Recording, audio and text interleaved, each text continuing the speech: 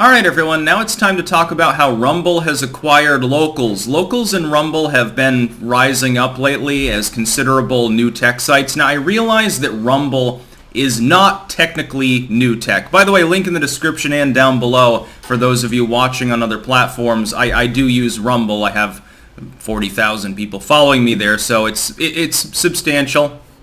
All of the new tech sites are getting more and more beefy over time. Locals was more on the new tech end, whereas Rumble, it dates to 2013. It has more of a standard TOS, with the exception of political content being considerably less policed, certainly, than it is on YouTube.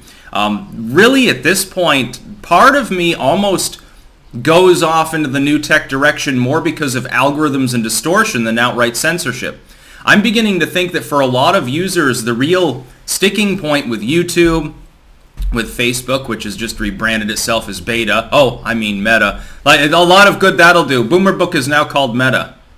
So, did you see creepy Zuckerberg's video with regards to, oh, we want to augment your entire reality with, like, VR glasses. Now, this is an idea that people had long ago, Zuckerberg, but nobody wants you to be the one to develop it. I think they'd rather it be developed by new tech or something and actually give a shit about people's privacy and not sell their data to China. Anyway, possibilities are limitless. Won't be Zuckerberg as the one doing it. This will fall through like LibreCoin.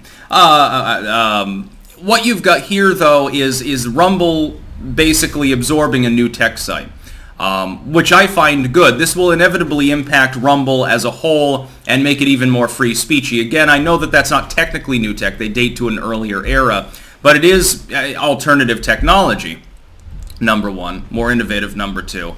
Rumble's layout overall is good, although I do wish that they would change. Like when you're on you're on the main page of your account, the sidebar is awfully cluttered and a little bit arcane, and a lot of clicks will take you to fundamentally the same place. The layout on the user page is not so sophisticated, and I haven't used Locals yet, although I've been encouraged to do so numerous times. The other one people always mention is Getter, but considering the fact that they were at least insinuating that Trump had an official presence there and he had to call them out directly, I'm just not feeling it. At this point, it's more like, hey, I've got an established presence on half a dozen sites. I really can only field so many. The problem is that basically time usage is what people compete for on the internet. My time usage is split between multiple websites. How far can I split it and still actually make use of those sites and have it be meaningful? Well, not too much. I spend a lot of time on the internet, but I've also got to do my editing and shit like that. It's not all just me shit posting.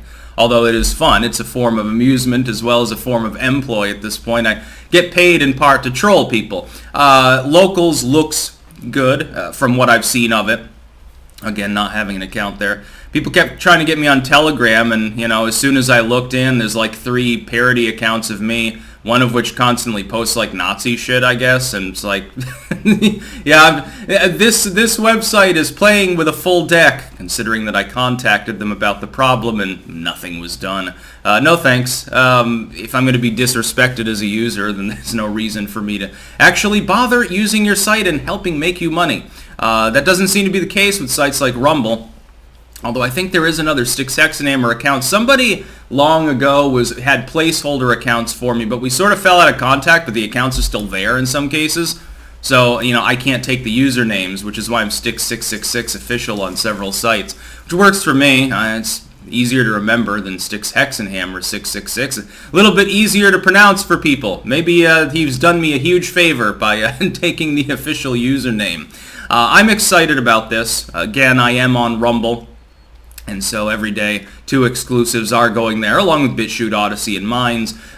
Used to have Dailymotion, had to cut that loose because of their advertising horseshit. Used to use Brighteon, but I never really gained as much traction there, so I had to prioritize. I slimmed myself down a little bit because I'm like, at some point it's just too many sites. Even right now, when you think about it, having so many sites listed just in the description of my videos, nobody has time to click on them all.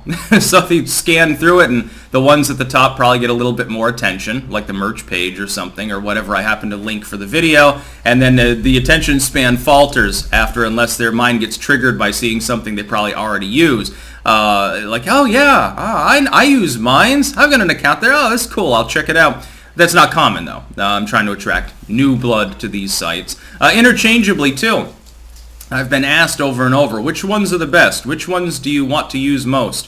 Which new tech leader do you like the most? I'm like, you don't understand. From my perspective as a content creator, I'm just being very utilitarian and pragmatic and using them all as far as I can reasonably use as many sites as possible, because the whole goal is to make content. My goal is to make videos, to make books and shit like that. Other people peruse them at their leisure. My problem at this point with YouTube isn't even so much I worry about waking up my account's gone. I worry about the fact that nobody new is finding me on YouTube because YouTube has fucked its algorithm so much. It's a form of soft censorship that in some cases they don't even mean to apply. I think that YouTube genuinely believes that its new algorithms work. That's because a lot of people don't mind the watered down Netflix style content. For all the older users, they've completely alienated everyone. I can't, like if I go to like an old 80s song, an old dark wave song.